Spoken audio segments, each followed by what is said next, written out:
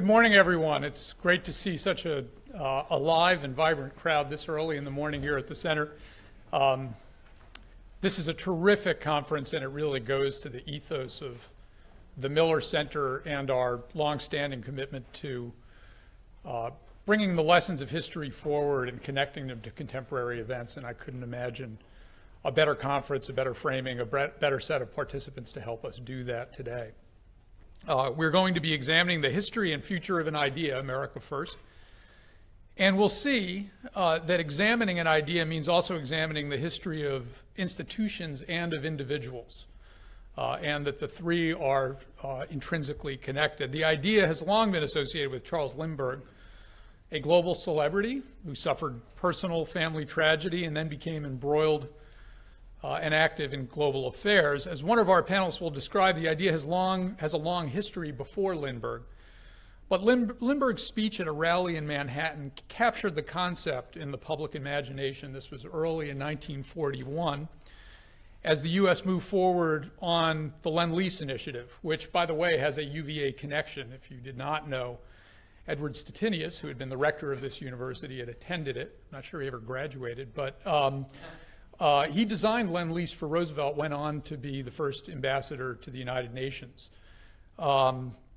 Secretary of State. And in designing it, it was aimed at supporting Britain in the face of Nazi aggression. And Lindbergh was speaking out against it and in favor of America First, which was a policy, and I quote, that's based on the belief that the security of a nation lies in the strength and character of its own people. It recommends the maintenance of armed forces sufficient to defend this hemisphere from attack by any combination of foreign powers. It demands faith in an independent American destiny. This is not the policy of America First Committee today, and this is the policy of the American First Committee today. It is a policy not of isolation, but of independence, not of defeat, but of courage. It is a policy that led this nation to success during the most trying years of our history, and it is a policy that will lead us to success again. There was a surprising reappearance of America First language in the 2016 presidential campaign. Donald Trump first started using America First, as far as I could tell, in March of 2016, in the middle of the primary season. And it became the headline of his national security strategy, released at the end of last year, the end of his first year as president. Even before that, when planning this conference, it led our conference organizers, who I'll talk about in a bit, to ask, where did America First as a set of ideas come from? Who has nourished it during the past many decades? What impact does it have in now shaping America's relations with the wider world? And what is its likely future? So as a starting point, ideas matter. The framing of America First or any other national security slogan is important because of what it says we will do in the world and because it sets a framework for who we are in our government. So looking at its history, at our history, we can see that national security slogans have long had deep and lasting impact. Liberal internationalism, Wilson. Containment, Truman and Eisenhower. Evil empire, Ronald Reagan. Democratic enlargement, Bill Clinton. Axis of evil, George Bush, 43. We'll also see that institutions matter. Institutions include our own governing institutions, the executive branch agencies like the State Department and Defense Department that conduct foreign policy, but also the Congress that pays for it. And later in 1941, after Lindbergh's speech, which voted to go to war, which has not happened since then. But laws are also an important part of our institutional framework. The laws that barred us after World War I from lending to European countries with war debt, and then eventually Lend-Lease, which moved us toward engagement, despite the opposition of many from the left and the right. Our parties are institutions as well, and both parties have been divided on the issues we'll discuss today, from Taft's opposition to internationalism, as so wonderfully laid out in Will Hitchcock's new book about Eisenhower, to similar fears on the left to this day, especially on the economic dimensions of international engagement. And as we'll hear today, it also obviously implicates international institutions, the UN, which Stettinius was so instrumental in building, NATO, the general agreements on tariffs and trade, NAFTA, and the WTO. And then finally, individuals matter, not just those who articulate big ideas like Lindbergh, Nixon, and Trump on the realist or America First side, say, or alternatively Wilson, Roosevelt, Truman, and Reagan. Individuals are also the personnel that take on to a governing philosophy that inhabit our institutions and advance these slogans in the day-to-day and often incremental engagement of policy discussions. A slogan can set a paradigm and a set of assumptions around which an entire sociology of those who govern our country are built. Those are long-lasting, often beyond the individuals that articulate them. The individuals that inhabit our institutions really take these ideas forward. And so perhaps we are at the beginning of a rising generation of individuals who will inhabit our government, who will see America First as their governing philosophy, or not. So before we get started on the first panel, I want to thank several of our own individuals who have helped build this institution. Mel Leffler, Will Hitchcock, and Stephanie Georgakis Abbott have worked tirelessly, not just on this conference, but on a series of conferences before and a series of events and conferences and convenings and research that will follow this one. And not only could we not do this without them, they are the ones who put this event together. I also want to thank our panelists. I've immensely enjoyed reading the papers that we're going to be hearing about today, meeting a few last night, into the rich discussions we'll have today and into the evening. One, Hilda Restad has come from as far away from Norway and was able to even engineer the delivery of FedEx packages to dinner last night, which was an extraordinary global accomplishment. Two of our other panelists have had much shorter trips. Nikki Hemmer here from the Miller Center, I wanted to point out, as well as Mike Froman, who will join us later today. I didn't see Mike walking in this morning, who is our Schlesinger Distinguished Professor here. And then finally, I want to thank the Stevenson family, whose support has made this conference possible. William Walker Stevenson really sort of embodies a lot of the ideas that we'll be talking about today in his long career. He primarily lived in Charlottesville. He was born in 1928 in Pennsylvania, but primarily started living in Charlottesville since 1950, when after Princeton, he came to UVA Law School. He worked for the Central Intelligence Agency, was stationed in Berlin and Tokyo. He returned to Charlottesville and married Carol Wheeler of Towson, Maryland, and was one of the founders of the Monticello National Bank and then president until 1967, when First Virginia Bank bought Monticello National Bank. He continued as board chairman until 1998, for almost 30 years. He was a special assistant at the U.S. mission to Vietnam for economic warfare in Saigon from 1966 to 1967. After that, he was president of Elginton Investments, a private company that invests in equities and real estate. He was a columnist for the Charlottesville Observer from 1993 to 2000.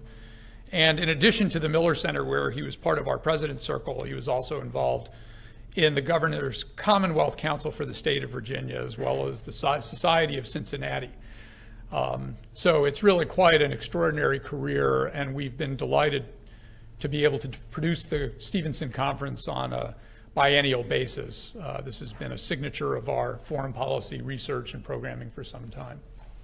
With all of that having been said, I now want to introduce the individual, or one of the individuals, but a leading individual behind today's conference. He is fittingly the Stettinius Professor in the History Department, as well as being a Compton Professor here at the Miller Center, has been Dean of the College at the University of Virginia, and has been a friend and mentor to me even before my time at the Miller Center, but certainly since then. I want to bring up Mel Leffler.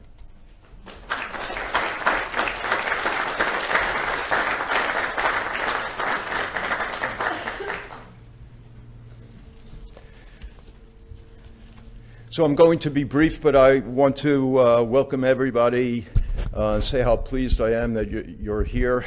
I want to thank Bill for allowing Will Hitchcock and me and Stephanie to put this conference together, and especially to the Stevenson family, who really has made this possible. I can honestly say that I've been looking forward to this conference for a year. I was personally stunned when Donald Trump began campaigning on an America First program, about 18 or 24 months ago. Perhaps I should not have been stunned, but honestly, I was. For me, and I think for a lot of people, America First was associated with the insularity, isolationism, provincialism, nativism, anti-Semitism, and appeasement that Franklin Roosevelt struggled to overcome in 1940 and 1941.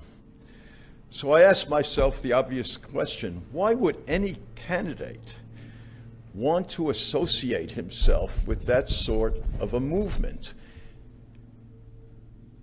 And to this day, I'm not quite certain whether Donald Trump understood the historical roots of America First when he initially associated himself with it, or whether he was really quite clever in doing so. Because very quickly I came to see that America First resonated.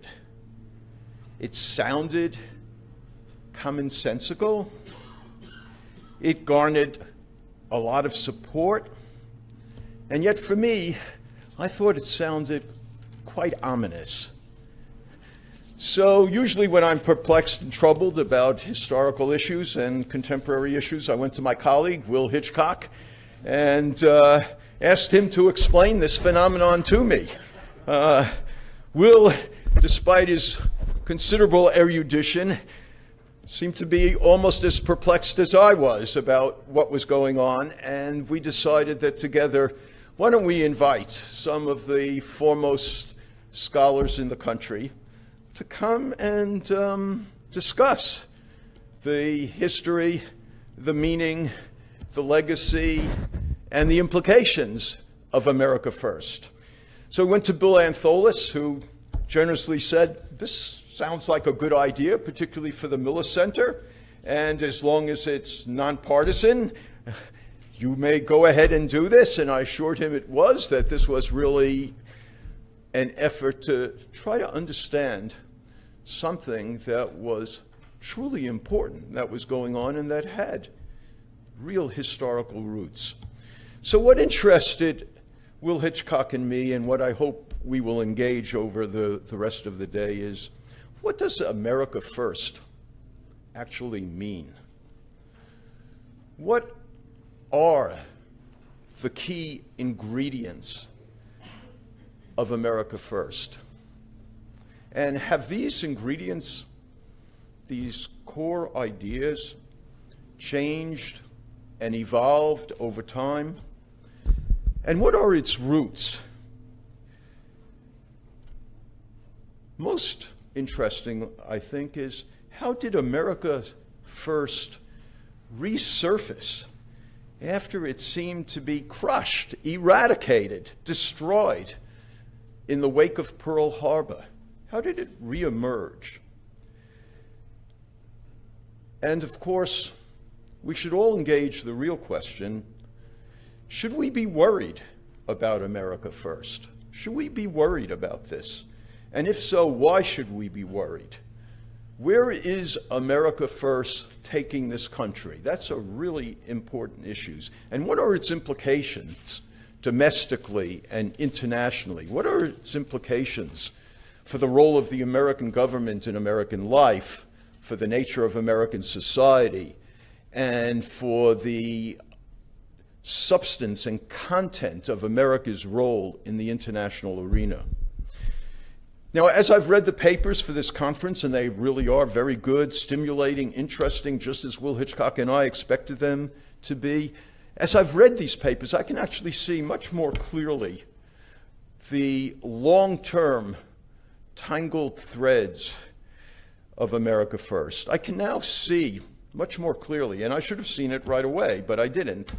I can see the deep roots of America First in the traditions and in the practices of unilateralism, nativism, exceptionalism, ethnocentrism, and free enterprise capitalism that have been core ingredients of this country. I can see that thinking about America first, strictly in the heyday of 1940 and 41, does not really encourage understanding of its appeal and its resonance. So I actually think I understand America First a lot better after reading your papers, and after we discuss them, I'm sure I'll understand it better. But I must say, I'm still worried and perplexed. I think your papers and dialogue will help us understand whether the American people, and really peoples all over the world, should be as worried as I am about America First. And if people should be as worried, why? And if they shouldn't be worried, why? So I'm happy to think, and I'm hoping, that the presentations today, which we've encouraged to be short and succinct, will then generate really probing dialogue about these critical issues, about the roots, the content, and the implications of America First. Having said that, I'd like to call the panelists, the first group of panelists, to the table here. And I also once again want to thank Stephanie and Alfred and Reed, all of whom have helped put this conference together and have made it possible. And of course, my indispensable partner, Will Hitchcock, who has invited a lot of you here and worked with me to make this conference the success that I know it will be. So please come up, David and Chris, Andrew, Hilda, all the way from Norway, if you're still, so thank you.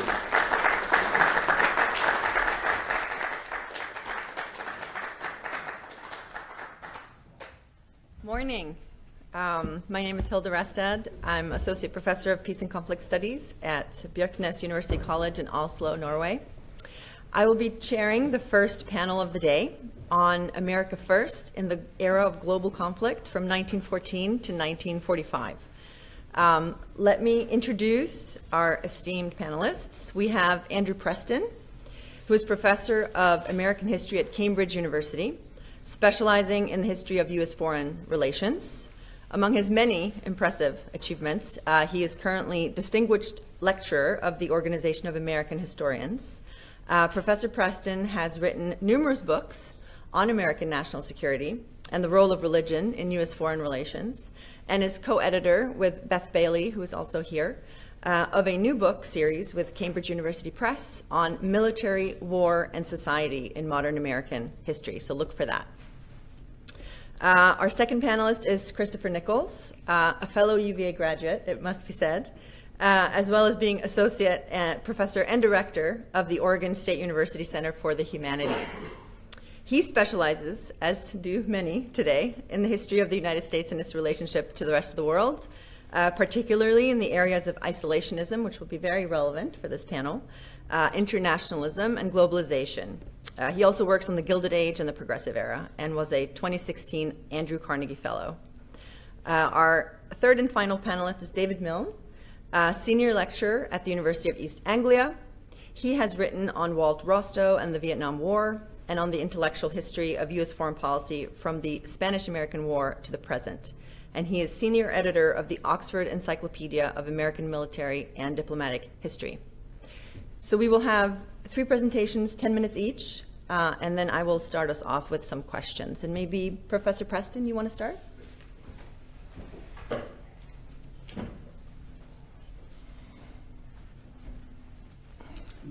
Thanks, Hilda. And I just want to also thank Mel and Will for inviting me, to Stephanie and Alfred and everyone else for making sure that everything's been running so smoothly, and to help get us from as far away as Norway and the UK, where David and I live, and even Oregon, deepest, darkest Oregon.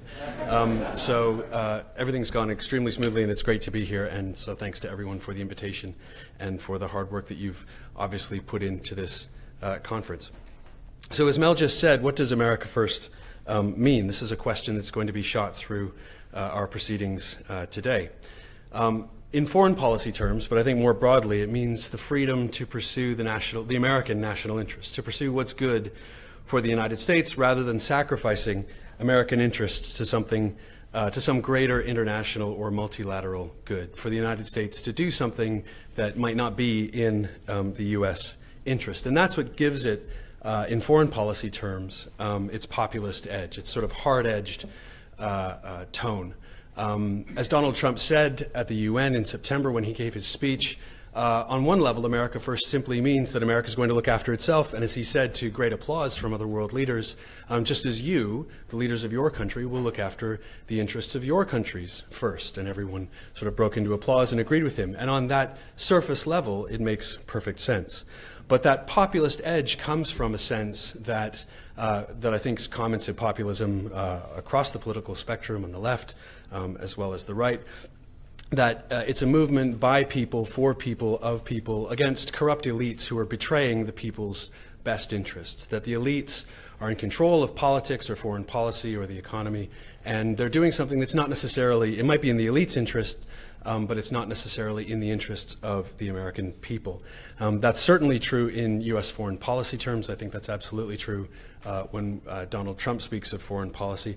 It's also true in other populist movements around the world to some extent, which might be something we should think about today. I don't think David would disagree with me when I say that it's certainly true in the country where we live, in the UK, during the debate over Brexit and EU membership, with the signature phrase, which wasn't Britain first, although that was offered as a kind of phrase from time to time, but take back control. And it's a notion that the people need to take back control from the elites who are ruining the country.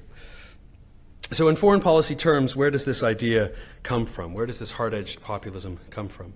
And my remit for this conference, my task, was to explore the idea of America First before the era of World War II. And when Mel invited me, he didn't say how far back I should go or how far back he wanted me to go. He just said before 1940, because we have other panelists who are going to take care of that. And I'm going to touch on, I think, what are some of the earliest roots of America First, even before the phrase America First was used. It's important to remember that America First is not analogous to isolationism. At least I don't think it is. It's not necessarily analogous to non-involvement in world affairs. It is analogous to unilateralism, a term that Mel also used in his opening remarks. And unilateralism doesn't have a sort of set definition like a lot of these terms, but to me it means that the United States will act in the world. It'll frequently involve itself in the rest of the world. It won't be isolated, but it will act in the rest of the world on American terms first and foremost, or perhaps on American terms only. And in the United States, if this is what America First means, then actually Donald Trump is on, even if he really didn't know what he was referring to or didn't know the history of what he was invoking, unilateralism has a very long history, or a very long track record, I should say, in American diplomatic history.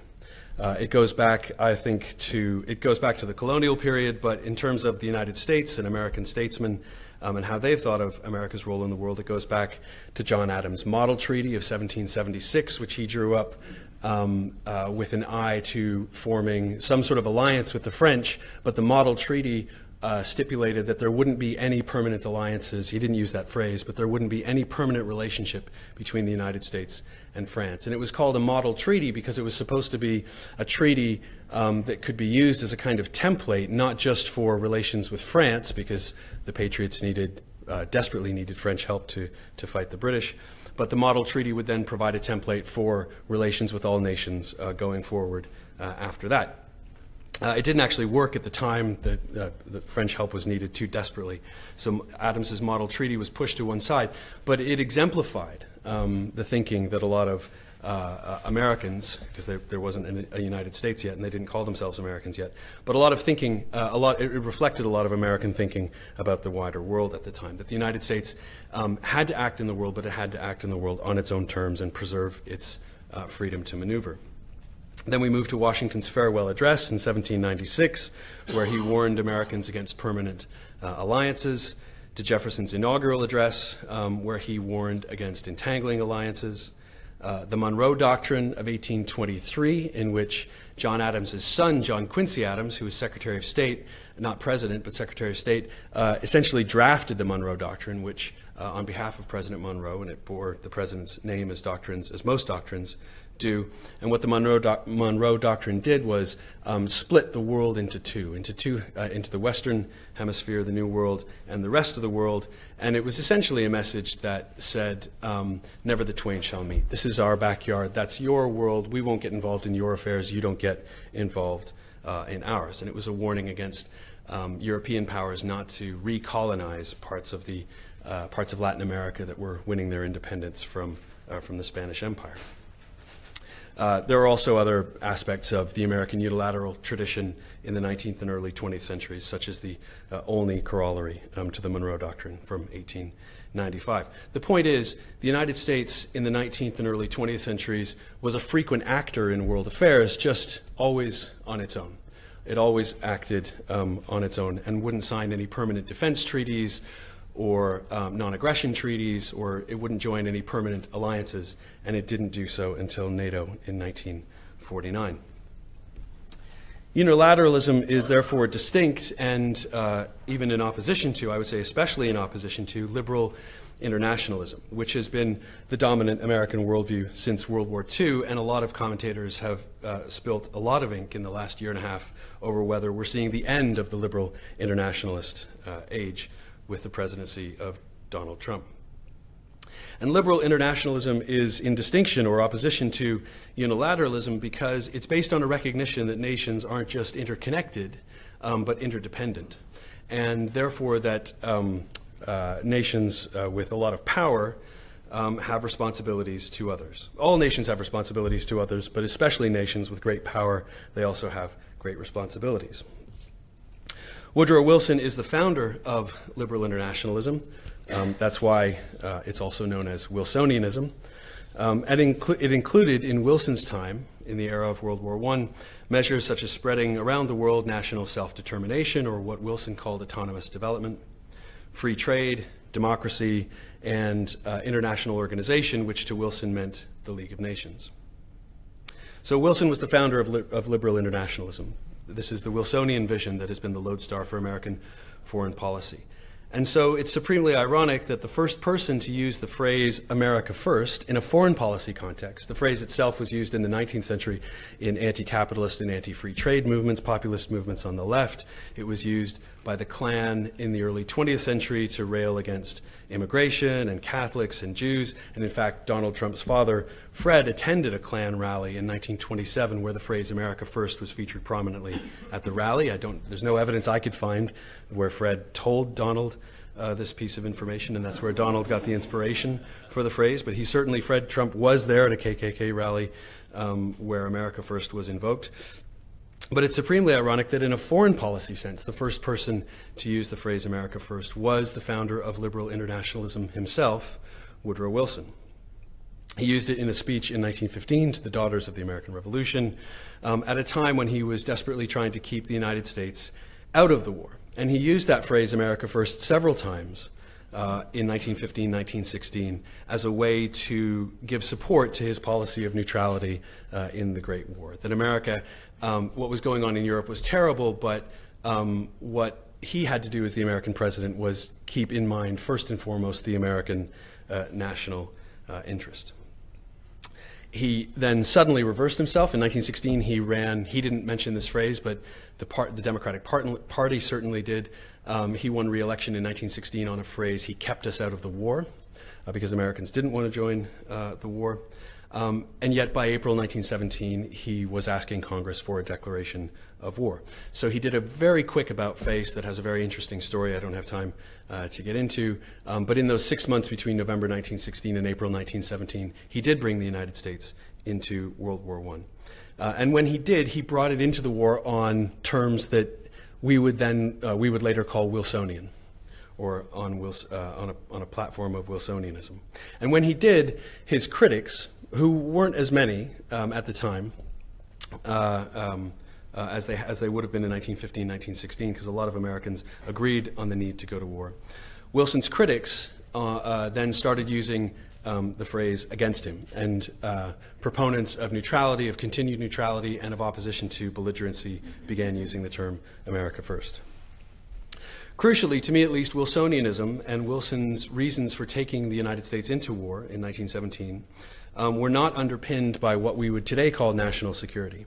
Self-defense, he occasionally mentioned reasons that we might consider self-defense, protection of the United States, but Wilson's reasons for going to war in World War I were not what I would consider to be reasons of self-defense.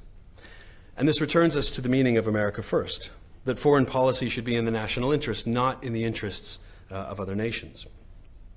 As Charles Kindleberger pointed out over 40 years ago, if that's your view of the world needs a hegemon to run it. A state so powerful it can act as the world's guarantor, as somebody to help keep the peace. And the problem of the interwar period was that Britain couldn't perform this role and that America wouldn't. This is a role that FDR very much wanted the United States to play in the late 1930s and early 1940s, and certainly through World War II, and Truman did after World War II. But sometimes the benefits aren't obvious to those acting as the world system's guarantor. And when the costs of that role mount, when it's not obvious why America is acting in a way that doesn't seem to benefit Americans, criticisms of internationalism mount alongside those costs. And this is where the idea of America First really springs forth. Professor Preston? I'm just wrapping up. This is what happened to Wilson in 1919-1920, once the war was over and the immediate crisis had passed. And it's why, when faced with a massive organization calling itself the America First Committee, Franklin Roosevelt invented a new way of perceiving self-defense, called national security, in maneuvering the nation into war in 1940-41. And with that, I'll turn things over to my co-panelists who are going to look at FDR and America First in much more detail. Thank you.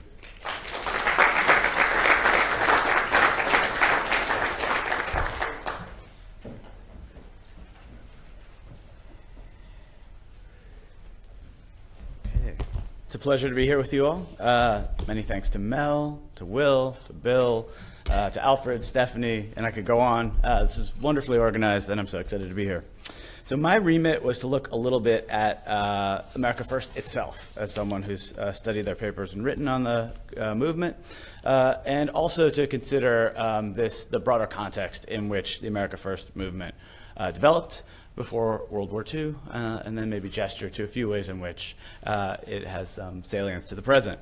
But I think it's incumbent on us to underscore something that Andrew Preston said, which is that America First is neither a 20th nor a 21st century term. It's a 19th century term.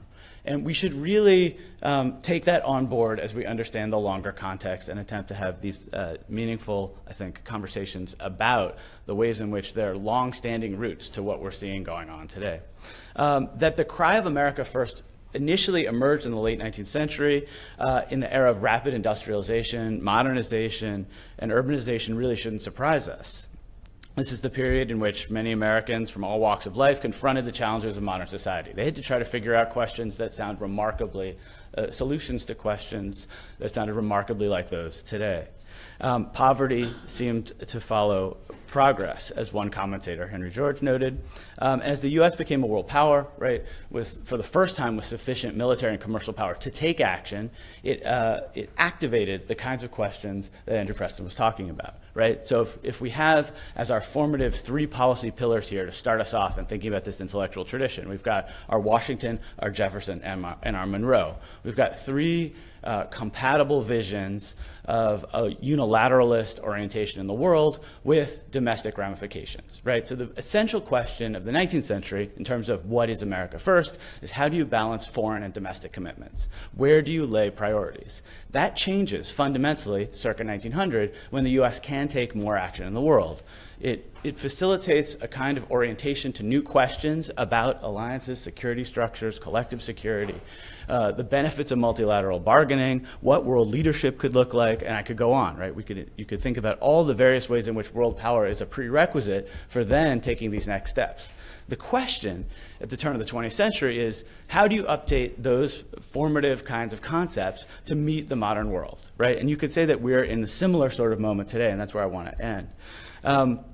The questions are as simple and as profound as would a U.S. born as through democratic revolution operate in the world as an imperial power? To what extent could the U.S. become an imperial power? Was that right for a nation like this? And to some extent later, we've been grappling with that question, is the U.S. an empire for the ensuing century plus? In general, I argue in my paper and in a lot of my work that movements for America First focused their answers to such questions on non-entanglement, non-intervention, neutrality, and unilateralism. And to my mind, the phrase America First is a way of unpacking a constellation of ideas that are properly located in an isolationist tradition. But the first thing that you should understand about that is that there were no intellectuals, politicians, activists, or others, at least thinking, who argued for a fully walled and bounded formulation of isolationism. So too in 1940 and 41, so too in 1900, and arguably so too from 2016 to 2018, right? What we're essentially talking about when we pivot around questions related to America First is what is the proper degree and type of U.S. engagement with the world? And one other element that I think is worth noting as the sort of dirty word of isolationism comes up is that we often hear that people refuse to accept that label, right? That there were no self-styled isolationists. Well, let's just dive in for one moment to October 1940 to the chair of the America First Committee, General Robert Wood, when he argued there are two schools of thought in this country on the subject of our foreign policy. They may be termed interventionists and isolationists. These terms are not exactly descriptive because all interventionists are not extreme interventionists, and most isolationists are only isolationists, like I am, as to Europe and Asia, but not isolationists as to the balance of North America and South America. Here, middle of 1940, what you get out of the America First Committee is what Andrew Preston was just saying, a Monroe Doctrine type vision of what America First meant. Focus at home and focus on the hemisphere. You see that consistently throughout their arguments, right? They say that, well, let me turn to their foundational principles to give us this. So the four core principles of the America First Committee as it was formed in the summer of 1940 were the following. The U.S. should, quote, concentrate all energies on building a strong defense for the hemisphere. So there it is, an updated version of the Monroe Doctrine. Second, American democracy can only be preserved by keeping out of war abroad. So here we see the legacy of another thing that Andrew Preston brought up, lessons learned from World War I. That the U.S. was pulled into World War I, arguably, by this logic, by Wilson's pro-war bet, commercial and financial interests, and that war had not been in the nation's best interest. So future wars should be evaluated through this lens of historical hindsight. Third, the America First Committee would oppose any increase in supplies to England beyond the limitations of cash and carry, because such a policy would, quote, imperil American strength and lead to active American intervention in Europe. This is the second part of that revisionist understanding of why and how the U.S. came to be drawn into World War I. That by dint of having Americans traveling on liners like the Lusitania and the Lusitania having ammunition being sent to combatants, this is exactly the sort of way that a nation can get pulled into war. All right, the fourth main policy point of the America First Committee, 1940, demand Congress refrain from war even if England is on the verge of defeat. Now, one thing that's interesting in looking at the landscape of their arguments is the question of how much they were for or against the British. There were fewer British haters in this movement than you might expect. And there were fewer FDR haters in this movement than you might expect to find. In fact, Wood argues in the speech that I just quoted that support of England was entirely fine and appropriate so long as it's cash and carry, which means so long as they can actually pay in cash and carry the goods away from the U.S. Well, that's very convenient for America, right? But it also would prevent the World War I sort of scenario. Now, the other thing that's interesting to note in this period, and in thinking about comparisons over time, is that members of the America First Committee hotly debated internally, whether or not to be political. Should they endorse candidates? Should they endorse parties? It's not until just before Pearl Harbor, just before the election, just before the end of 41, that they even begin to countenance a bit of formal politics. Their basic argument is that they would be a one-position advocacy group. And a non-interventionism. They'd be against the war in all of its forms. And so they don't wind up endorsing any parties or candidates, despite the fact that they're basically a majority Republicans and a number of them are very outspoken. But they come from all walks of life is the other piece here. So it's not just Republicans, there's Republicans and Democrats. There's socialists, there's farmers, there's business leaders, there's intellectuals, there's activists, there's pacifists shot throughout the America First Committee. So one thing that I would want us to emphasize as we think about this moment and think about what the term meant in its day and the movement is that it came from across the political spectrum, and partly this is owing, I would argue, to the long roots into which it tapped of unilateralism, non-intervention, and a kind of tradition that seemed very much in keeping with how the U.S. should update itself, its capacity for power, given the new power politics of the 1940 sort of moment. And another thing that's interesting in this is to think through their positions on protectionism and trade. And here I think I'll be interested to see what others have to say in the conference. A lot of them were Midwestern business leaders who were okay with some level of protectionism. But again, the America First Committee never formally had any policy stance on trade protectionism and tried to avoid that because even though there were quite a few of those aimed at the domestic market, many in the America First Committee actually were free traders. They talked a lot about the free hand. And so they wind up not pursuing any formal position there either, though informally you can see in a number of their letters and memos that they disdained protectionist tariffs. What they did do, and that is absolutely worth noting here at the outset, is that their appeals were powerfully insular, nationalistic, and xenophobic. They really did make strong claims that were premised on an insider-outsider kind of positioning and deeply coded as white, Anglo-Saxon white, that the U.S. was, is, and should forever be that. And that was a problem for them in the way that they tried to articulate their message in places outside of where that would be receptive. They turned a deaf ear to anti-Semitism where it was useful throughout the country. And then they tried to channel their message in other ways in other places. But obviously that inconsistency was clear, and was made most clear in September 41 when Charles Lindbergh made his famous Des Moines address where he laid out an oppositional structure between what Jewish Americans might want and what American Americans might want out of the war. All right, I know we need to keep these brief. So I think what I'd like to end with is noting that the xenophobic legacy continues to haunt anti-interventionist policies. And one thing that's interesting about the America First moment is that after 1941, after Pearl Harbor, anti-interventionism itself, not just America First, not just isolationism, becomes tarred. And so the kinds of arguments that could be leveraged against the Korean War by conservatives, by old conservatives, old right, former isolationist America Firsters, were much harder to mount. So too were anti-interventionist arguments that said to prioritize the domestic over the foreign in the Vietnam era. And you can see these echoes throughout the 20th century into the 21st century. And I suppose I'd like to argue that just as an attack on US soil ended the America First movement on December 7th, 1941, it seems to me that an attack on US soil on September 11th, 2001 reinvigorated isolationist arguments. It shifted the calculus back to that insider-outsider sort of relationship between who's a real American and who isn't, that through the lens of threat, you had a new foreign policy that seemed more relevant than ever, the sort of concept of a fortress America, the need for new borders and new security. That was the kind of claim that Wood was making in the speech that I cited and that Charles Lindbergh advocated, strong coastal defenses, large air power.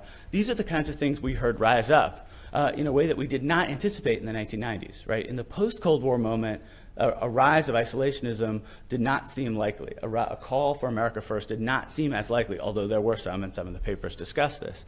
It becomes much more politically mainstream after 9/11. And what I think is interesting is that we can think about the combination of wars abroad, demographic change, cultural instability, intensifying receptiveness to populist and nationalist appeals, rising inequality, cyclic recessions, and we might be arguing that it's 1940 and not 2018. Thank you.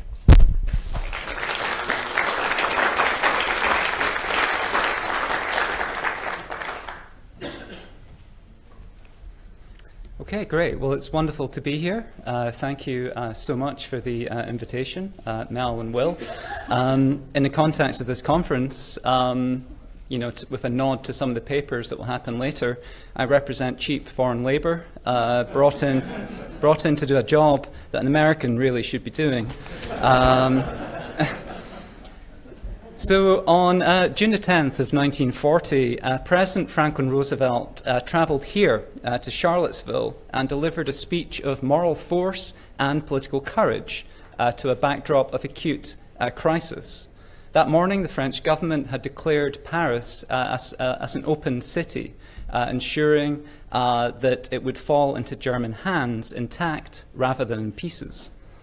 Scenting blood and easy treasure, Mussolini's Italy declared war on France soon afterwards, and FDR learned this news just before boarding his train in Washington to come here to Charlottesville.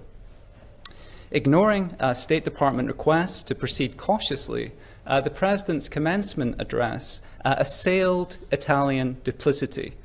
Quote, on this 10th day of June 1940, the hand that held the dagger has struck it into the back of his neighbour, end quote. And he portrayed America firsters as flat earthers.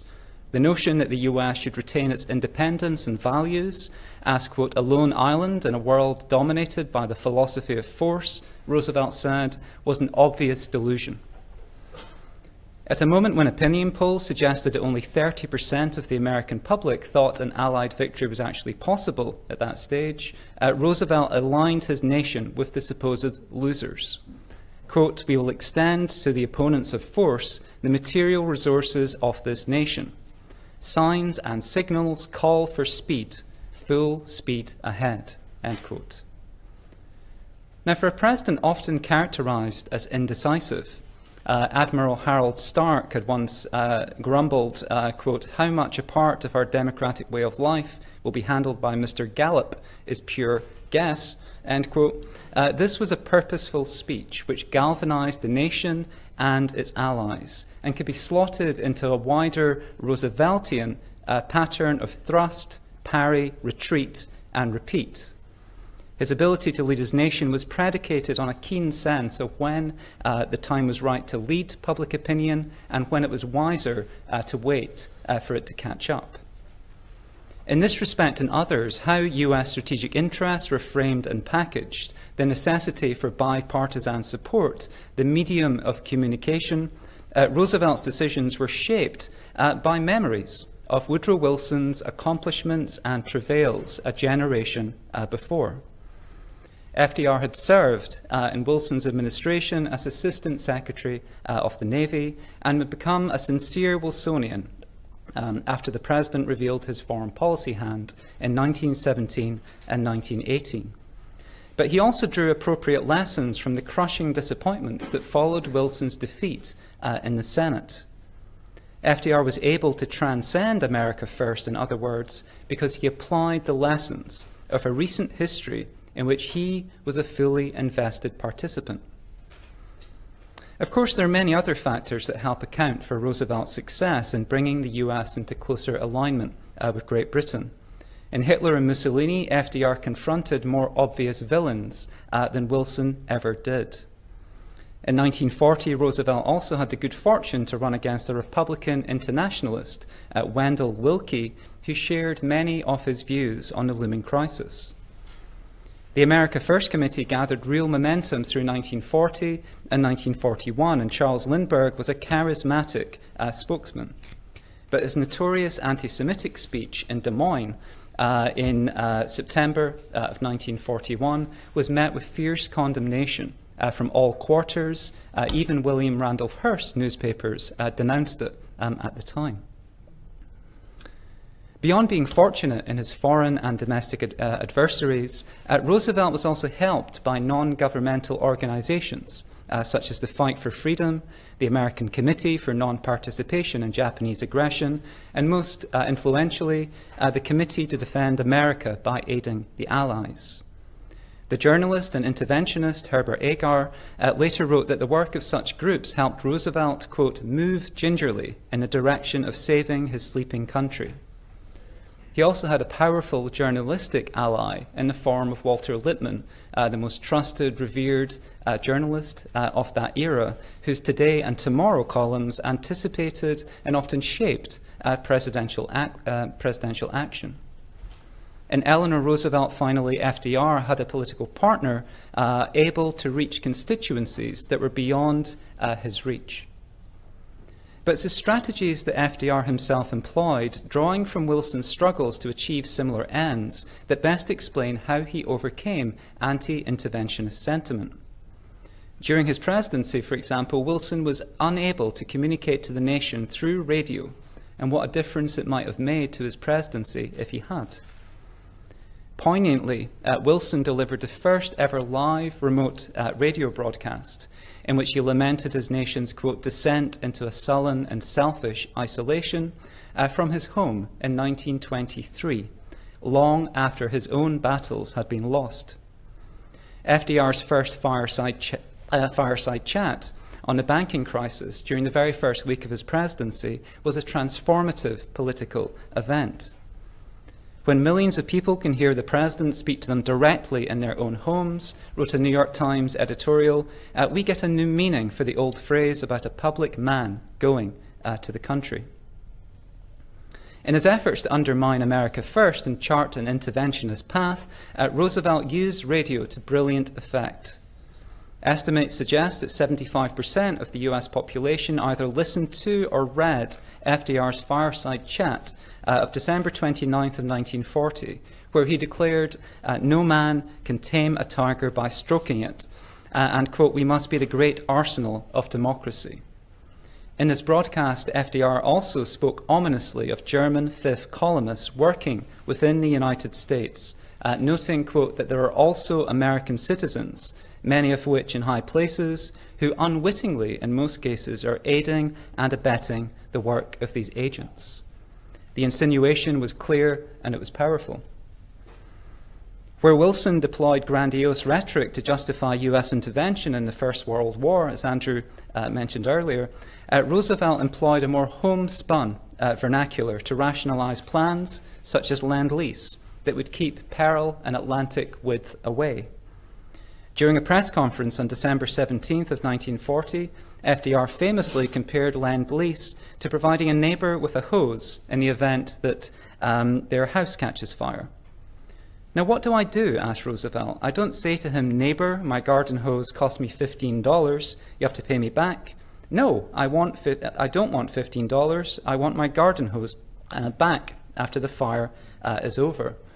Who could disagree with logic such as this? That the US was actually lending the hose and the water to douse the fire, and that used water was a difficult thing to return, was neither here nor there. Polls suggested that the metaphor resonated, it sang. At times, FDR also used Wilson directly as a foil to demonstrate how circumstances had changed from then to now, how wrong his Democratic predecessor had been in demanding political and moral neutrality from his fellow Americans. Following the British and French declarations of war on Germany in 1939, FDR noted that, quote, even a neutral cannot be asked to close his mind or his conscience. This was a pointed repudiation of President Wilson's 1914 remark that Americans must, quote, be impartial in thought as well as action, end quote. From a very early stage, FDR expressed no equivocation on which party was at fault in the looming European crisis. Finally, FDR was acutely aware of Wilson's failure to recruit Republicans to support his war aims and the dire consequences that followed. When he travelled to the Paris Peace Conference, for example, Wilson declined to invite any Republicans to accompany him. Following the fall of France, FDR appointed Frank Knox, who was the 1936 Republican vice presidential candidate, as his Secretary of the Navy, and Henry Stimson, who was Herbert Hoover's Secretary of State, he was appointed as FDR's Secretary of War. Roosevelt gave Stimson a free hand with his appointments, and he chose John McCloy and Robert Lovett as assistant secretaries. None of these men had ever voted for FDR. America Firsters were undermined. The GOP's foreign policy wounds were exposed and prized wider on the eve of their convention. This was a political masterstroke. Crucially, just prior to their appointments, both Knox and Stimson had publicly called for the repeal of the Neutrality Acts, the reinstitution of the draft, and the use of naval convoys to supply Great Britain. In realising these goals subsequently, President Roosevelt merely appeared to be following the lead of these widely respected Republicans who now sat in his cabinet. In all of these actions, I think FDR walked with the ghost of Woodrow Wilson. His attentiveness to Wilson's presidency would only deepen over the course of the Second World War. Although his record was marred by significant failures in regards to race, the politically expedient renewal of Jim Crow, and human rights, the internship of 117,000 Japanese Americans, of whom the majority were US citizens, Roosevelt's accomplishments were significant, and they were testament to attributes that have fallen out of fashion recently: political experience, an attentiveness to history, and a willingness to remember and to learn from it. Thank you.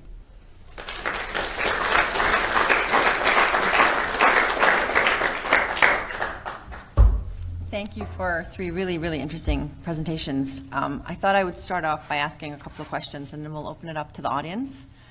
So my first question is to all three of you. So we've learned, I think we can argue that the history of U.S. foreign relations since World War I has been written more or less by the proponents of liberal internationalism, or at least internationalism. So the America Firsters were portrayed as having been on the wrong side of history in 1941, which they admitted to in that they disbanded after Pearl Harbor.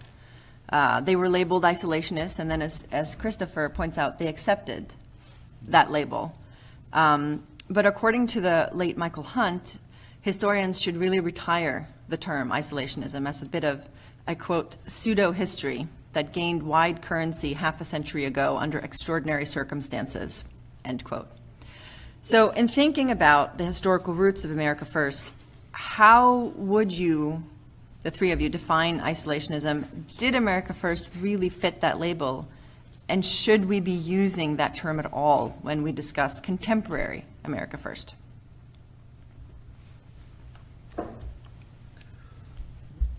Well, this is on? Okay, so, I won't say a lot because Chris wrote an entire book on exactly that question, so I'm sure he has a lot to say. Isolationism is, the reasoning behind what Michael Hunt said and what other people have said is that it's a term that was isolation, it was used. It's a term that's from a moment, from a highly politicized moment in 1939, 40, 41 about intervention in Europe and in Asia as well. And because it was a highly politicized term and it was an epithet, therefore we shouldn't use it in a kind of objective, neutral, way that crosses time periods in a way that we can use for analysis. I think I see the point to that. I see the point to that argument. We have to be really sensitive to the word isolationism and its highly political context and its origins. I think there might be ways in which we can use the term in a neutral, scholarly, kind of objective way. And with that, I'll turn it over to Chris. Thank you. So let's see where to start. America First, like isolationism, is a phrase or term that's deeply charged. It's often hurled as an epithet, so it's weaponized. And in weaponized form, it is deployed regardless, generally speaking, regardless of the policy positions it's being imputed at or upon. So that's an enormous problem. Both terms have been mangled, mistreated, maligned. Should they be recovered? What does it mean to recover them? I'm not sure if they should be recovered. Historicized is what I would suggest we should do, which means understanding them in given moments. And from my perspective, what I was trying to present on, and what I think Andrew's gesturing to, and also Hilda's gesturing to, is what are the constituent parts of these? What's the constellation of ideas that are embedded there, and why have they been so powerful? Because if you were surprised in March 2016 that America First came roaring back, then I've got news for you. most of the ideas embedded within American isolationism are still very popular, right? Prioritizing the U.S. first. This is an incredibly popular kind of an argument. The scapegoating techniques, some of the racial dynamics, the economic policies. Now, they may not be popular when they're fully articulated, but as basic concepts that are organizational and that seem to tap into kind of foundational founding fathers kinds of claims, they have deep and wide resonance, right? So, how should you think about the term? Well, one is what I said. So if you reject the view that there were any historical actors who actually called for a walled and bounded U.S., including America Firsters, then you have to decide, well, what were they arguing for? And what's interesting about the America First movement in particular is they were arguing for the U.S. to not get dragged into a war against the nation's best interests like World War I. So the rewriting of the history of the World War I moment as a crucible moment for liberal internationalism is a key part of that story. You could tell it differently. You could say that between 1914 and 1917, a number of parties within the U.S., individuals, groups, intellectuals across the political spectrum, fought successfully against the U.S. formally declaring war, keeping with a much longer standing tradition, right? And if you said, so then you could move farther back and you could say, okay, the anti-imperialists in 1898, 99 actually very successfully prevented any further annexations, tapping into isolationist kinds of arguments. Sure, they didn't prevent Cuba, the Philippines, Puerto Rico, but there were no further annexations, no formal empire after that moment.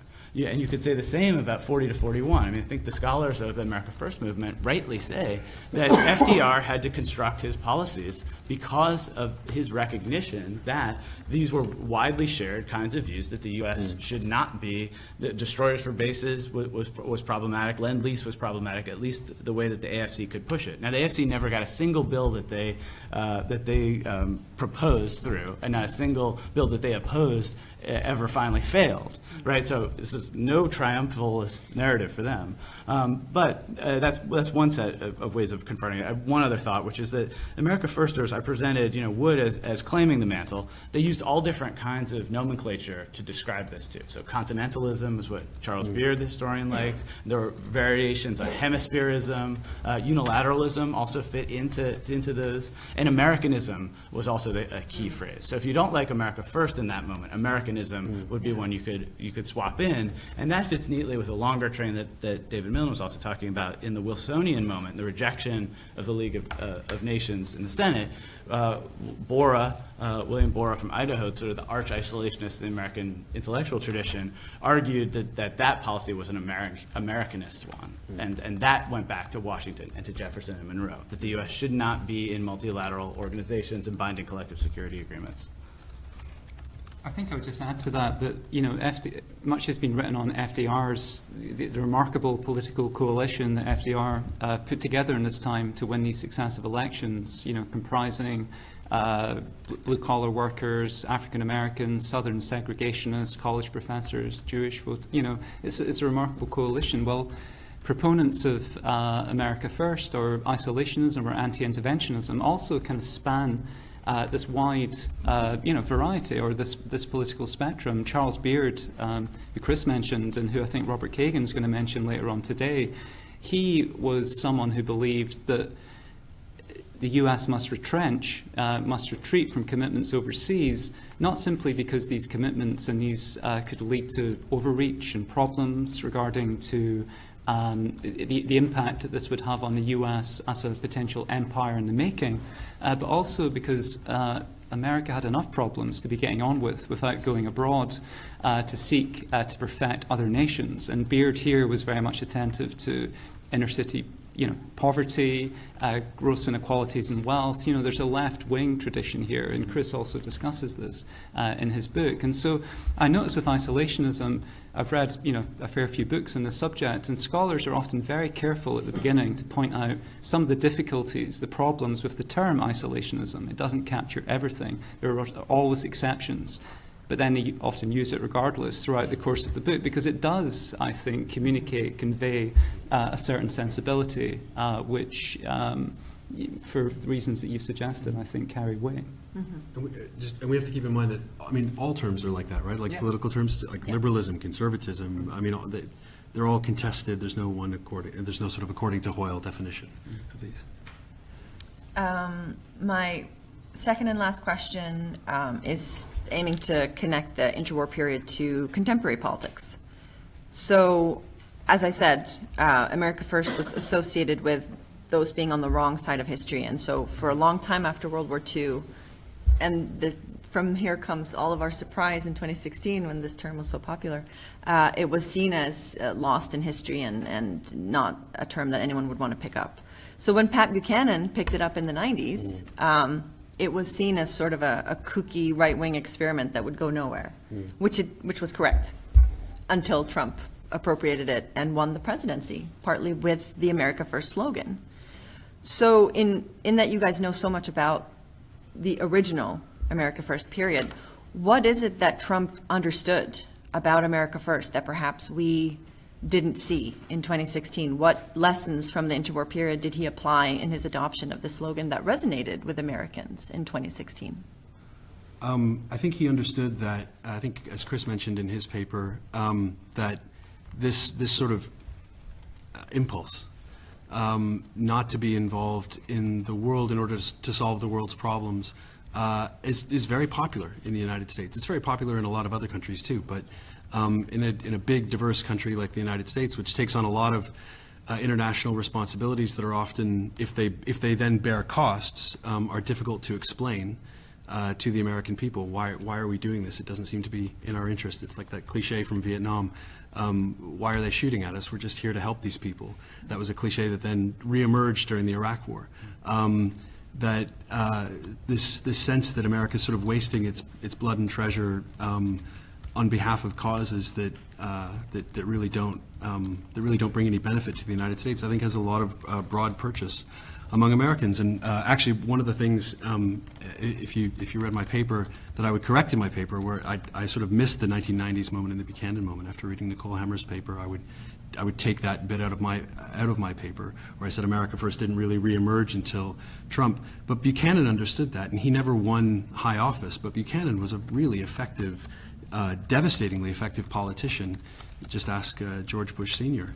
Ross Perot had the same kind of message.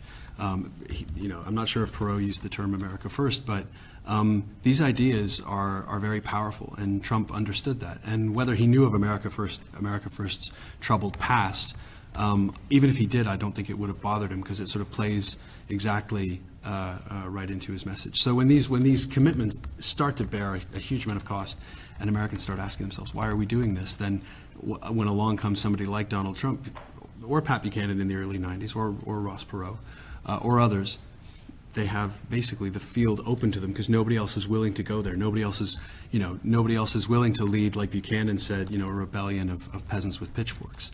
But Donald Trump was, and it was highly effective. Let's see. So I have a few thoughts to add there. So I think if we think about some of the hallmarks of the so-called interwar period, and I prefer not to call it that, because nobody living then thought that way, and in fact, virtually everybody advocating for foreign policy issues was trying to prevent the next war, including the AFC folks. At least they didn't want the U.S. in the next war. What should we call it? 1920s, 1930s. How about that? It's so boring. I know. It's so boring. Well, we can problematize it. That gives me, at least one paragraph to say.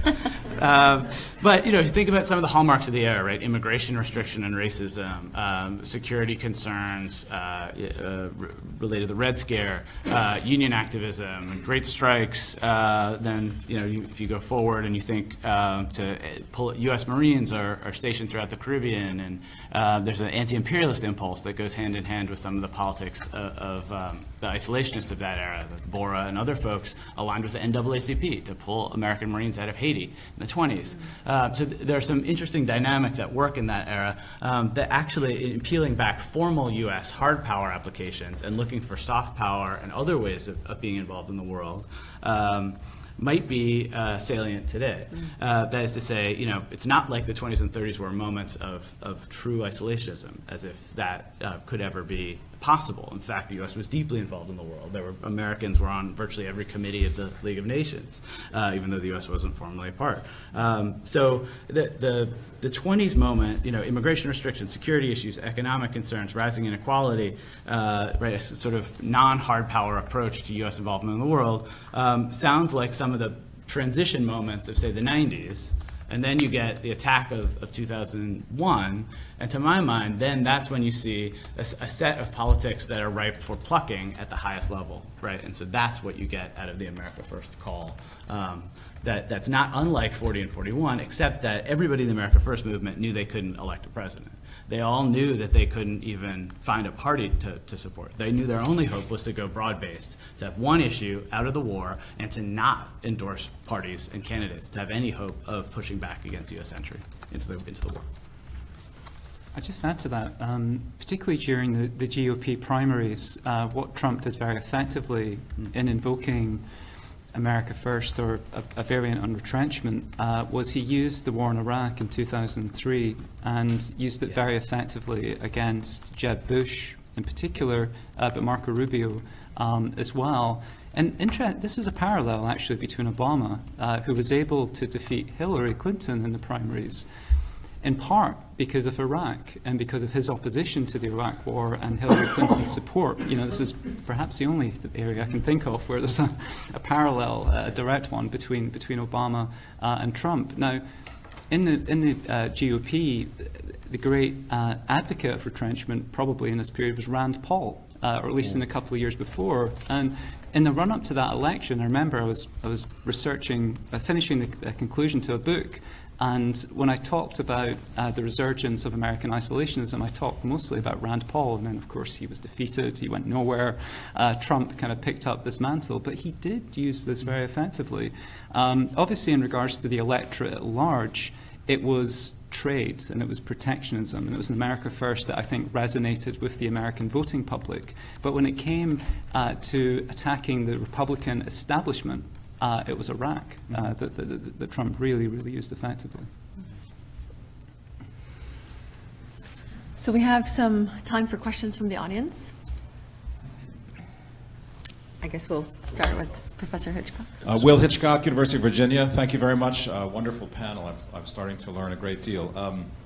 And some of Mel's questions are starting to be answered in my head. In your panel presentations, you've done a great service to us to help us understand the long-term origins and the roots of America First, or unilateralism, and you've made a very strong case that unilateralism is far more traditional, far more American, and was present at the creation of the nation than internationalism is. And in fact, you've done such a good job, I think you've caricatured the persistence of internationalism in the last century. So I want to ask you to, I want to push you a little bit and say a little bit more about the persistence of internationalism since 1917. You've suggested in a way that were it not for the political wiles of two very clever politicians, Woodrow Wilson and Franklin Roosevelt, we never would have had a 20th century that was linked to the wider world. We would have just been like Jefferson tilling our garden, and we never would have cared a bit about the rest of the world. And I'm sure you don't believe that. So I want you to talk a little bit more about the ebb and flow, and in fact, the purchase, the power, the appeal of internationalism from 1917 onward. And maybe it ran deeper than just the cleverness of Wilson and Roosevelt. What were some of the voices pushing against America First, and that made it really the characteristic element of the entire 20th century? We might even say internationalism has had as long and as distinguished a history in the United States as the unilateralism that you describe as being part of American DNA. Thanks.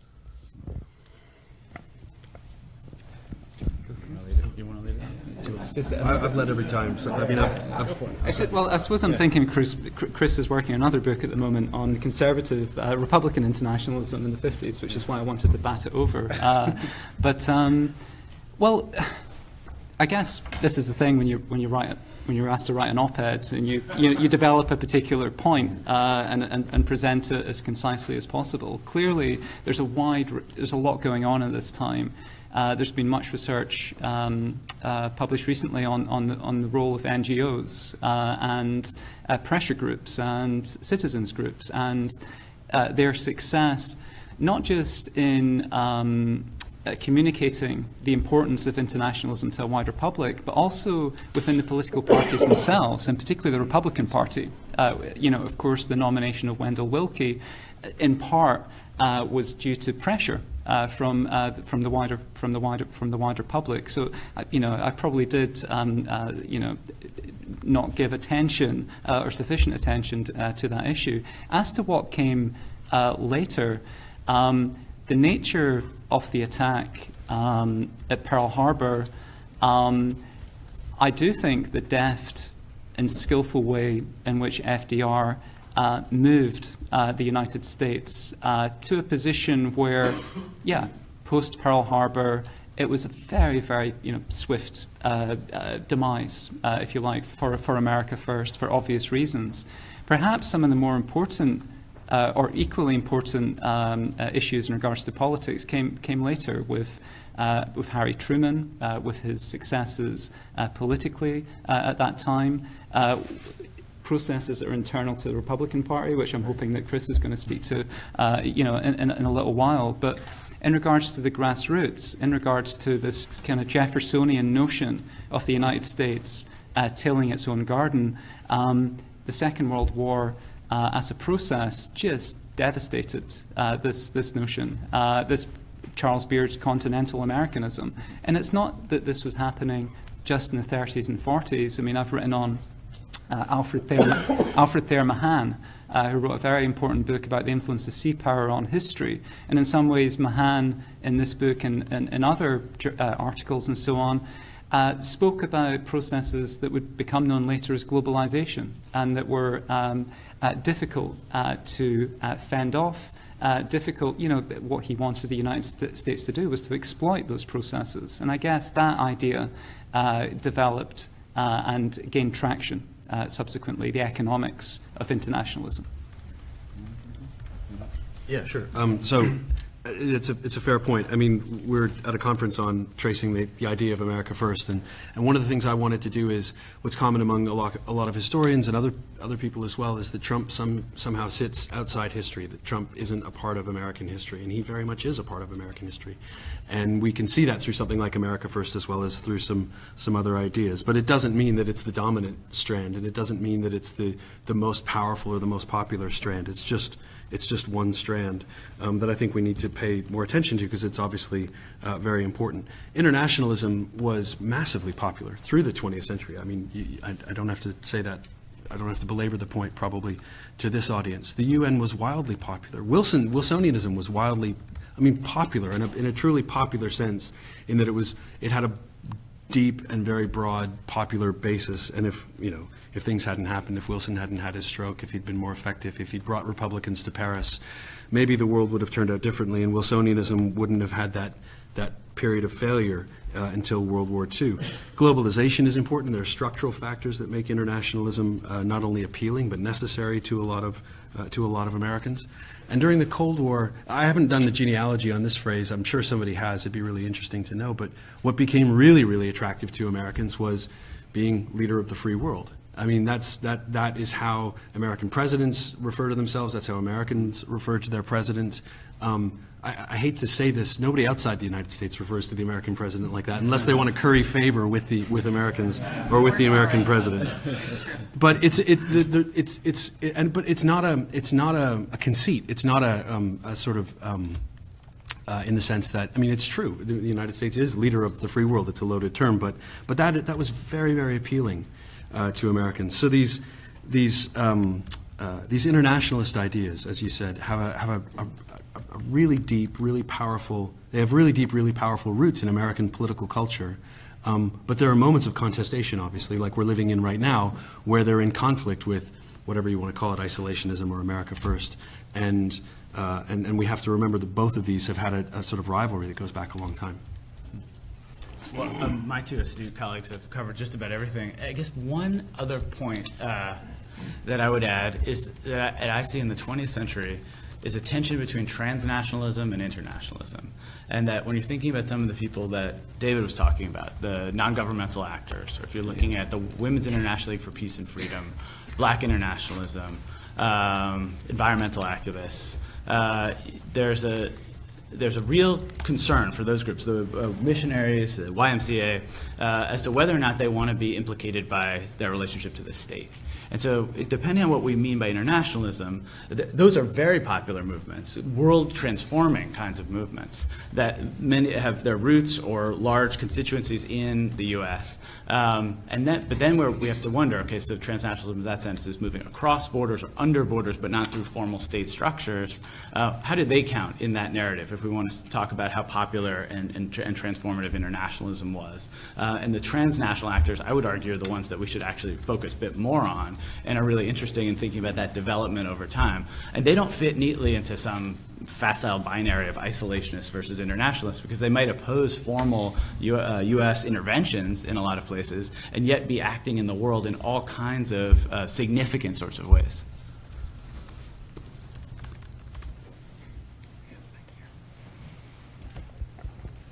Hi, Philip Zellico from the University of Virginia. I wanted you to pursue further a notion that you raised in discussion here just a few minutes ago, but which does not appear prominently in your papers, which is what Americans thought had happened in World War I. And the whole way the history of World War I was being written in that generation, and how strongly the way they thought about what had happened with World War I dominated, in fact, all these discussions, especially in the 1930s. You can make an argument, I'll propose a hypothesis to you, that the memory and beliefs about World War I is not simply a factor in this story among a larger American tradition, that actually it is the dominant narrative of the story for that generation in the 1930s, as they are constantly looking backward at the recent trauma that they've suffered. And to me, this underscores actually the sheer strangeness of the American entry into World War I, which I think is not sufficiently appreciated. Without getting into the issues of submarine warfare and the reasons for the intervention, because you'll talk, I hope, in a moment about what Americans believed about this in the 1930s, which is quite different from how we think about it today, as Warren Cohen has pointed out. But at the time America declared war in April 1917, it did not plan to send troops to France. The Army they thought they were declaring a limited war that would mainly be naval and economic. Then their initial military plans were to send a token expeditionary force, perhaps at the level of a reinforced division. But not all those plans had to be transformed into a total war effort during the summer of 1917, months after the declaration of war, when they realized how dire the Allied cause really was. And then they frantically improvised, ultimately sending 2 million people there. But if you're going to send 2 million soldiers to France, you better come up with a big story as to why you're getting into the war that matches a total war effort. But all of that is being improvised after they made decisions that hadn't anticipated that. I just mentioned that in order to underscore the sheer strangeness of that experience again, and then the difficulty and challenge of Americans in making sense of that in the 20s and 30s. I think, you know, to sort of combine these 2 points, there was such a mismatch between what Wilson promised or offered as an explanation for why the United States should enter the First World War and then the outcome, or what was achieved tangibly later, which led to a great deal of disillusionment. Now, in regards to the 1930s, and this coincides with the Great Depression and capitalism as a project coming under threat, you know, its failings being vividly illustrated. And this happens at the same time as Gerald Nye, forms his committee, which investigates the real reasons for U.S. entry into the First World War, alongside a book, H.C. Engelbrecht's Merchants of Death, which was a very, this is a book that sold, was widely discussed. And both Nye and Engelbrecht suggested that actually it was the machinations of investment bankers, of munitions makers, there was a conspiracy of sorts to bring the United States into the First World War because a minority of wealthy individuals in the United States wanted to make it so. This was powerful through the 1930s and gave a spur to an isolationism that wasn't just the kind of the Lindbergh, the kind of the chauvinistic, anti-Semitic, but really, capitalism itself as a wider project being, undermined during this time. So I think that story is vitally important. Absolutely. I agree. I agree with you, and I think this is partly why through the 1930s, FDR had to proceed so gingerly, so cautiously in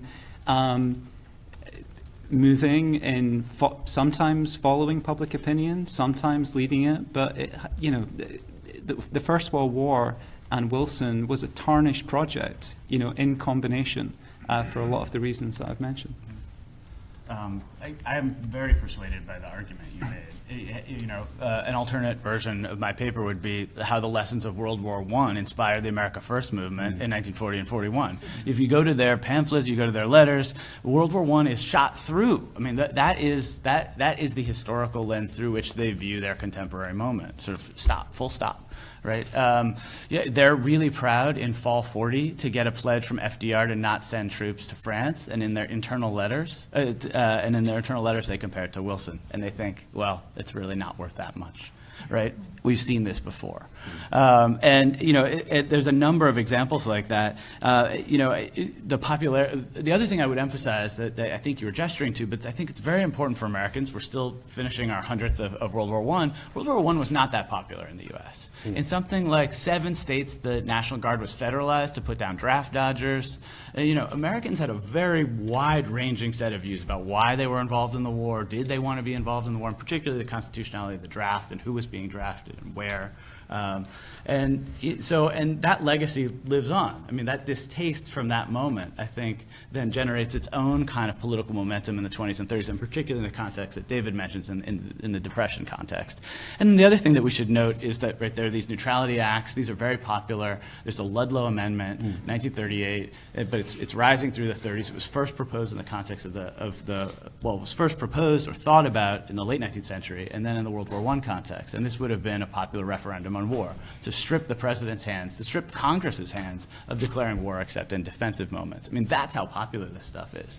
And I think that's really telling, and it's a part of this history that we tend to undersell and underestimate, and that's part of why we've been surprised, I think, since 9/11 and certainly since in 2016. Just very briefly, I'm entirely persuaded as well. When we think about World War I, a lot of times people sort of see the problem in explaining the American entry into World War I as why did it take the U.S. so long? But the real problem is why the U.S. got involved at all. Because there is by 1917, but there's no structural or compelling reason why the United States would become a full belligerent to the war, as you said. So I'm totally persuaded by that.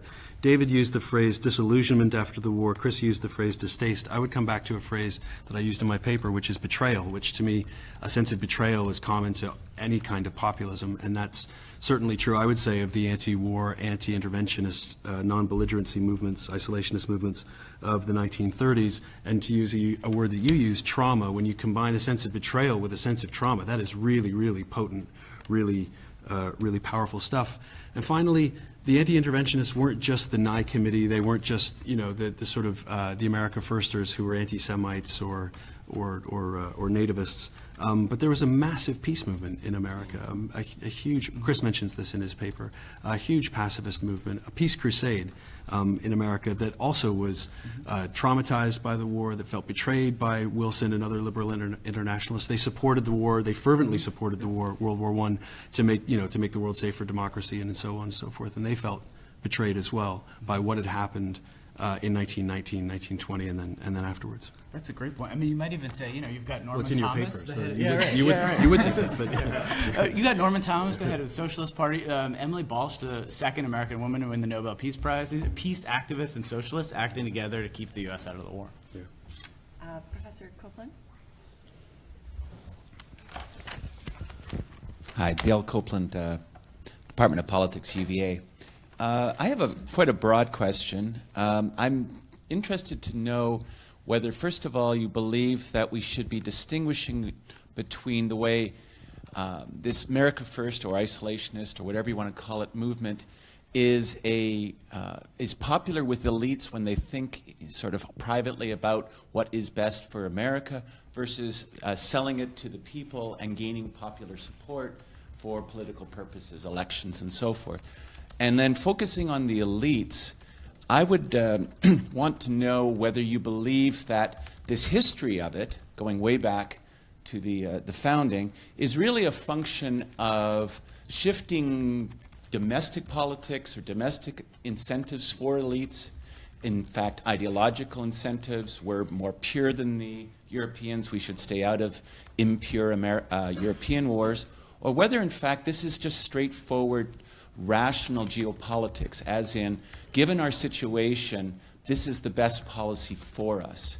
And I would like to make a case to say that for most elites through American history, when they've gone back and forth between being more involved or less involved in world politics, it's usually quite a rational response to the situation. The early founders knew that they were weak. They knew they had to grow. They knew they couldn't be involved in costly wars.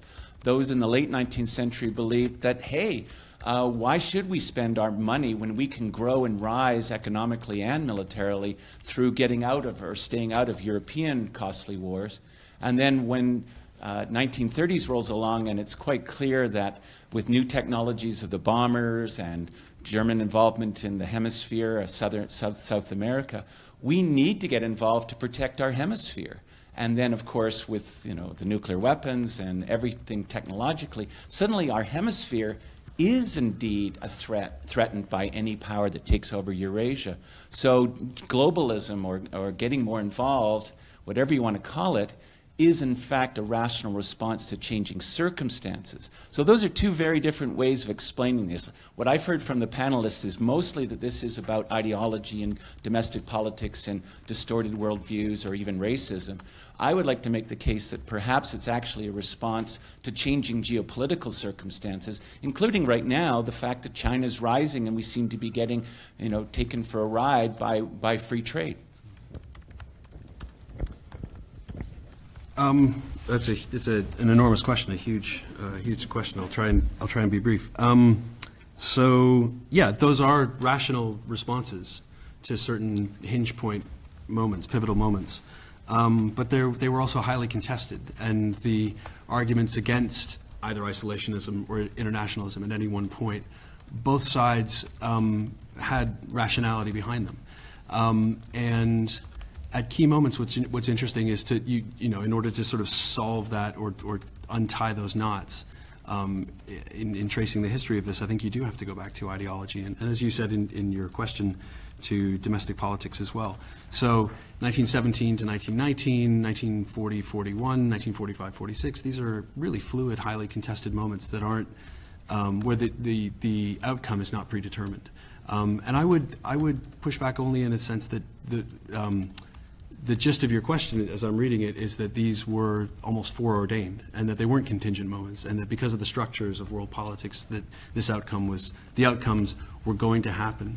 And I'm not so sure I would necessarily agree with that. And that's where I think that political elites do matter. To go back to the starting point of your question and how things are justified. I didn't really develop it in my paper, but one of the things that I'm exploring in a book that I'm writing right now is the extent to which Franklin Roosevelt emphasized this idea of national security and self-defense. And I've had a lot of conversations with Mel about this, although I'm not sure that we agree on every point about FDR and national security. But what Franklin Roosevelt, one of the things he did when he saw the failure of Wilsonianism was that Wilson hadn't emphasized American territorial self-defense very much, and also America's position in a world system in which this world system was becoming more interconnected and therefore more threatening. And that's shot through FDR's message time and time and time again.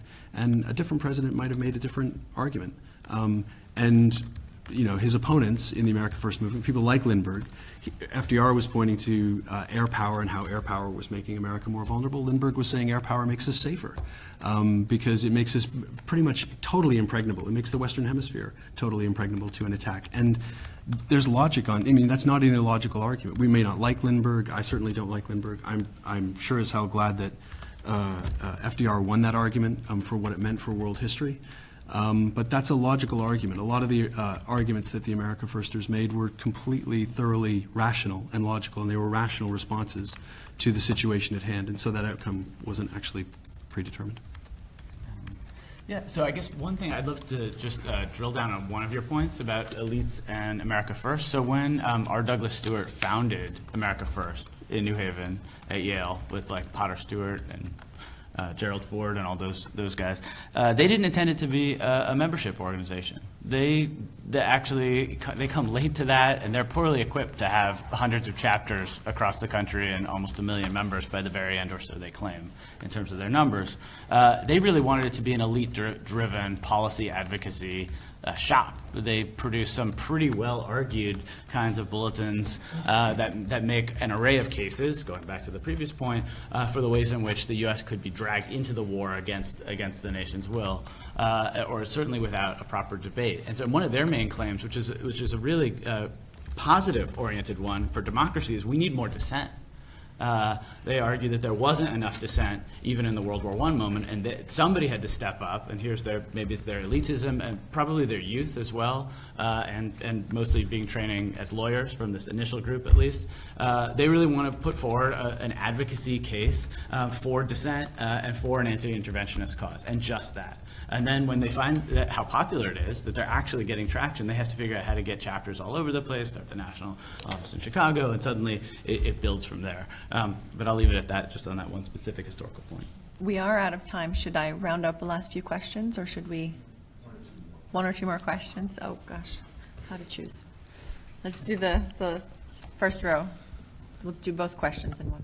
Hi. I understand the history behind it, but isn't it sort of absurd and pejorative to equate current policy in any way to anti-Semitism after the prior administration policy was not only abandonment of Israel, but antagonistic relations with Israel and other allies? And now, whereas now we have unlikely allies like Saudi Arabia and Israel working in their own self-interest and our interests in sort of a targeted engagement. That's basically it. I think that's directed at you. Sure. Or do you want to take Yeah, one more? let's take the last We'll question put as them well. together. Sure. Maybe almost on the complete other side of that. I'm very aware that you focused on the American First Committee, and that's part of our charge. But America First was used probably most vociferously and vocally in the 1920s in Chicago by the mayor, Thompson, who lambasted England and talked about how bad English people are. I thought I couldn't resist this with two people I'm from Scottish. So. Yeah, the UK in general. My point being that besides the ideological and the internationalist perspectives that you're talking about, there was a huge component of America First that was really about internal politics and about nativism, although in the case of hating England, nativism is tricky. But the idea of using a manipulation of the foreigner as a purposeful attempt to maintain political power, I think is really integral to how America First has been operationalized, at least in the 20th century. Do you agree? Oh, absolutely. Well, I'll try to bridge the two very briefly.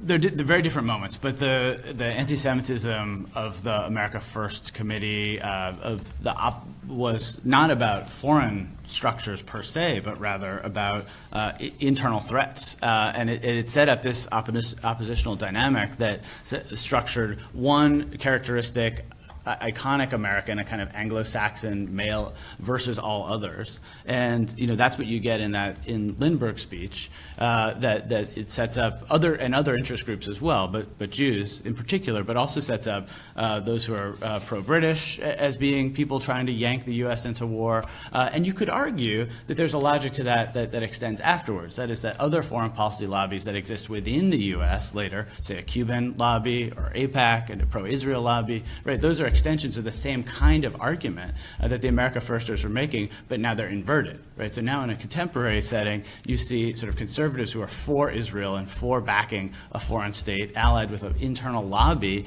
that is supporting that foreign policy position. What the America Firsters in 1940 are saying is the reverse of that. Beware those internal lobbies that are going to get the U.S. into foreign wars. It's an interesting actual juxtaposition of this historically.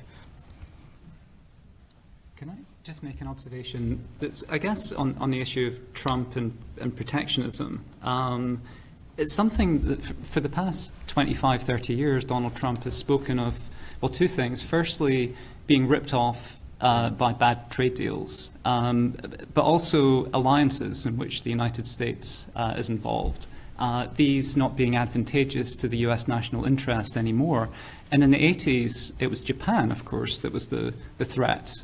This was where US protectionism should be applied. Now it's much more in regards to China. Now, I wonder, post-Cold War, there was a hope, perhaps, or an expectation even on the part of many in the US that there might be some kind of peace dividend. That there might be something, where the US would gain through victory in this grand ideological, political, economic conflict with the Soviet Union, which didn't really come because of the way US foreign policy went next. Hal Brands, of course, has written on this subject recently. I think Trump kind of tapped into that sense of where's, what's in it for us, given that we've actually prevailed in this conflict, given NATO, given the security umbrella that the US affords, who are taking advantage of this. I think that was a reason why Trump was successful in sort of projecting and conveying this message to the US public, and why it resonated, this kind of disappointment post-Cold War with what came next. It just kind of occurs to me just now. Please join me in thanking our panel.